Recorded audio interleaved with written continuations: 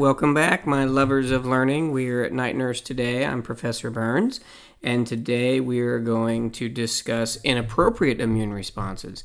We talked a lot about the appropriate immune responses in both specific adaptive immunity and in just non-specific inflammatory immunity. So now let's talk about how things can go wrong, since this is pathophysiology.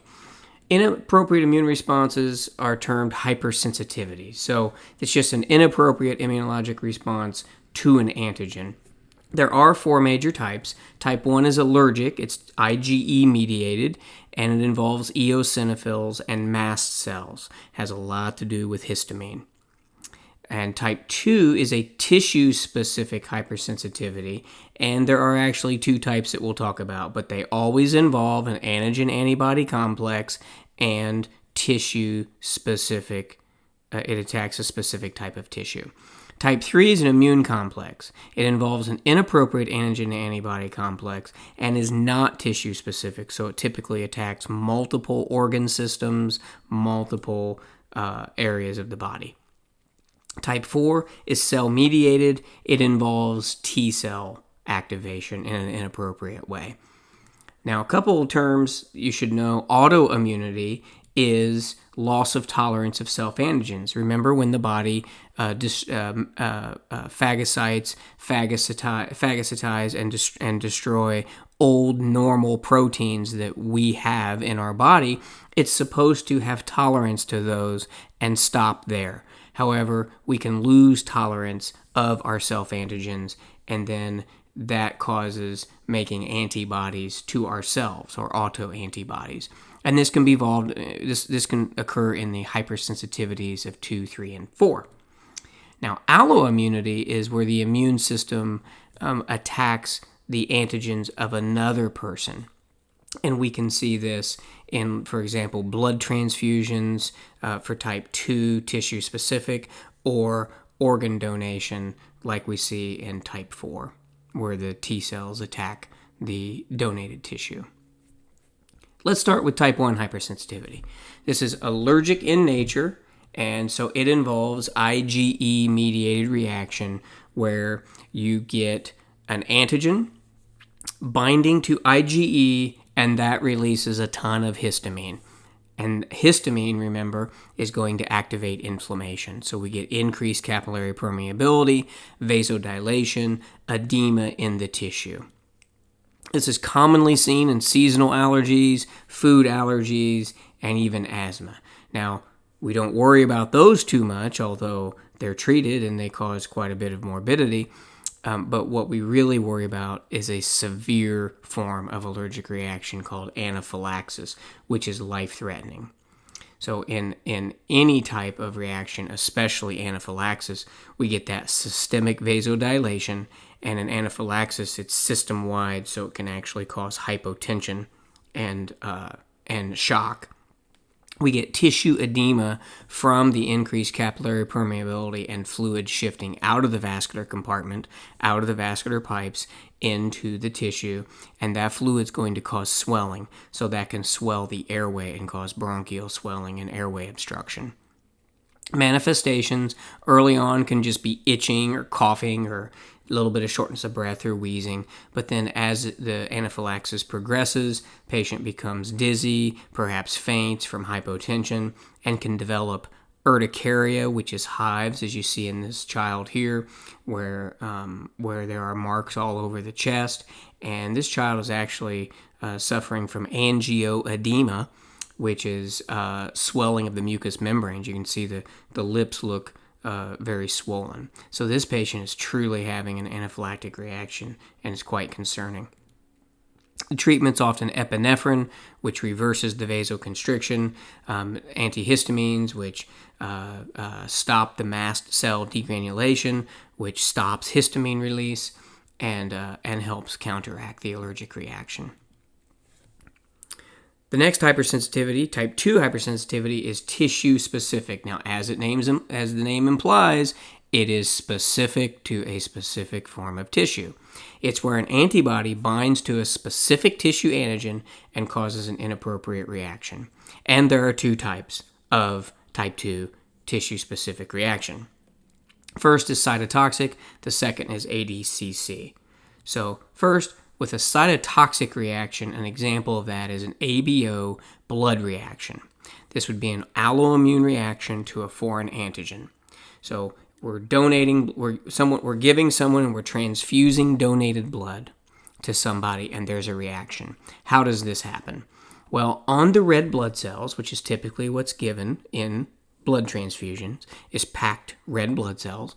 The red blood cells contain proteins that are either A or B or neither. So and your blood type is named by the type of antigen protein that is on your red blood cells. If you have A antigens, then you have type A blood. If you have B, you have type B blood. If you have both A, B proteins, antigens on your blood, then you have AB blood. And if you have neither A nor B, then you have type O blood, or no antigens is how you can think of it. It's like a zero number of antigens when we're talking about A and B. So that means that whatever antibody you have, or whatever antigen you have on your red blood cells, you will not have antibodies to your blood type, but you'll have antibodies to everybody else's blood type. So type A blood has anti-B antibodies, B has anti-A, AB doesn't have any antibodies, and type O has both anti-A and anti-B antibodies in the blood. So if we give somebody the wrong type of blood, then it gets ugly. If incompatible blood is given during a transfusion, then the host antibodies will bind to the red blood cell and it will attack it. It'll create an antigen-antibody reaction. And this IgG-mediated immune reaction will cause massive hemolysis of red blood cells, a massive inflammatory response. Manifestations can be shortness of breath, chest pain, diaphoresis, which is breaking out in sweats, hives, it can break out in urticaria, and it can even be lethal. So we always want to be very careful not to cause a type 2 tissue-specific ABO incompatibility reaction. The other type 2 hypersensitivity tissue-specific reaction, we already mentioned, antibodies bind to a specific tissue, and that causes an inappropriate reaction. But we have another type, antibody-dependent cell-mediated cytotoxicity. What a mouthful, so we abbreviate it ADCC. In this one, an antibody binds to a cell receptor and changes its physiological function. This antibody is inappropriate, and it is binding to a specific organ or tissue and changing the function of what is supposed to be done. Since the antibody is binding to your own organs or tissues, then it is an autoimmune reaction. An example of this is Graves' disease, where hyperthyroidism is produced.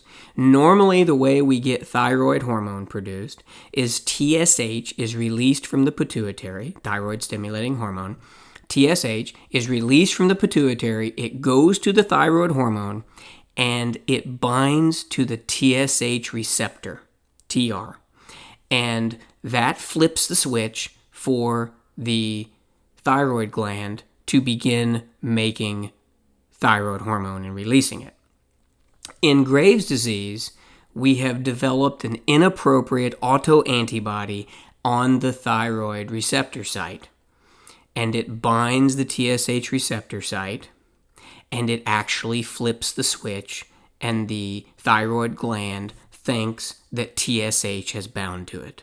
That activates the thyroid to create and release more thyroid hormone, and that leads to hyperthyroidism and Graves' disease. So you have a specific inappropriate antibody binding specific tissue and altering the physiological function of that organ. Another example is myasthenia gravis, where you get muscle weakness from an inappropriate antibody binding. In this example, it just binds to the receptor site but doesn't activate it. So the way that our muscles contract, you remember from physiology, is that acetylcholine is released and binds to the acetylcholine receptor, and that leads to muscle contraction and strength.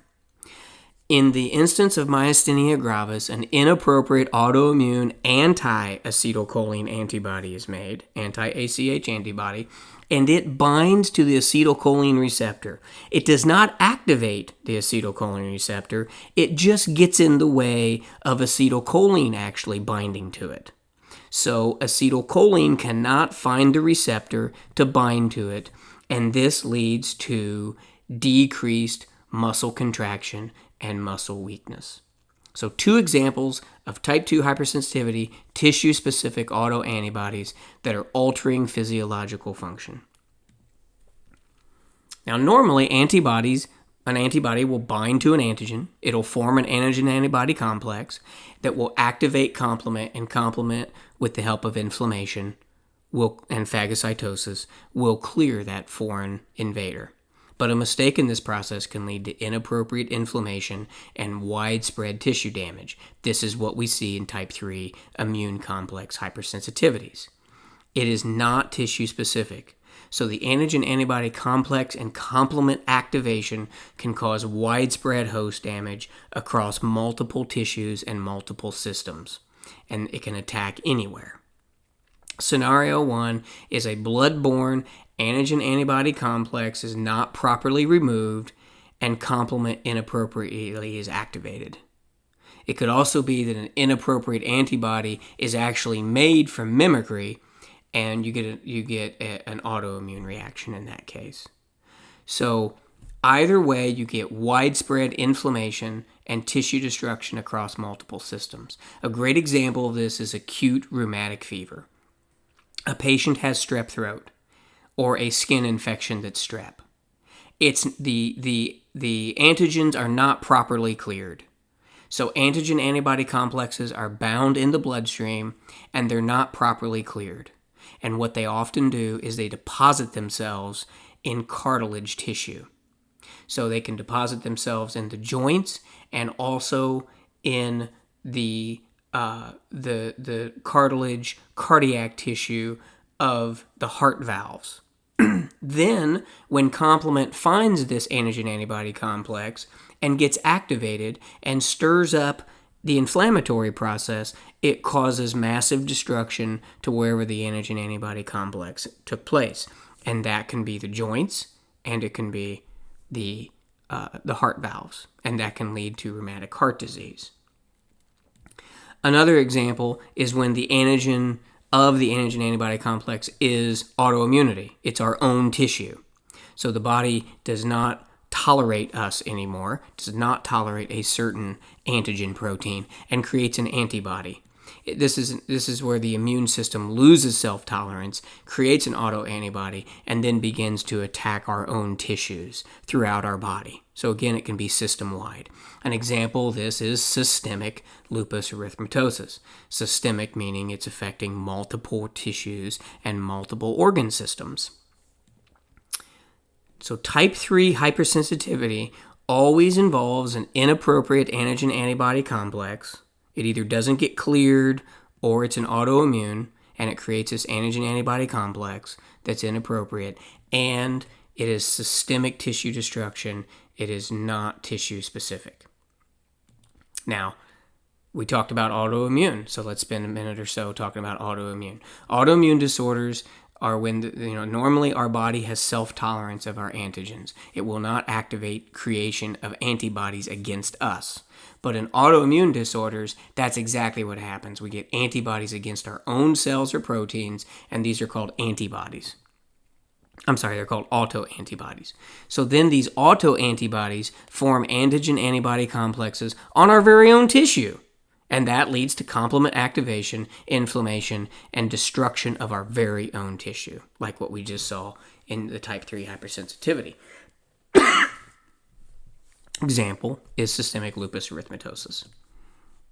Manifestations can be joint pain, rashes, anemia, and we get inflammation resulting in like vascular infarctions when the vasculature is attacked, and this can lead to ischemia, vessel damage, and this is really what causes the problem, is when we get the inflammation in the vessels, then it causes ischemia and tissue and organ destruction, and that can lead to tissue and organ failure and multi-system organ failure. Diagnostic tests are involved. We have both the ANA, anti-nuclear antibody, and the anti-DNA titer, anti-RBC, anti-platelet. You can see that those sound exactly like what they're doing. You're creating antibodies against DNA or red blood cells or forms of platelets. ESR is just a general inflammatory marker. It doesn't mean you have an autoimmune disorder, but it does kind of say more investigation might be necessary. Treatments for autoimmune disorders are things that calm down, complement in the inflammatory cascade. Corticosteroids and immune modulators, which are often tumor necrosis factor inhibitors. Type 4 cell-mediated is T cell, delayed hypersensitivity. So it's mediated through our sensitized T cells. It does not involve antigen-antibody complexes. That's why it's called cell-mediated. It's often called delayed hypersensitivity because it takes a little bit of time for the T cells to get involved. So we have T cell lymphocytes sensitized to antigens. This causes cellular attacks and destruction. And the destruction, like with all T cells, is mediated through the release of cytokines and when they activate macrophages, phagocytes. One example is the TB skin test.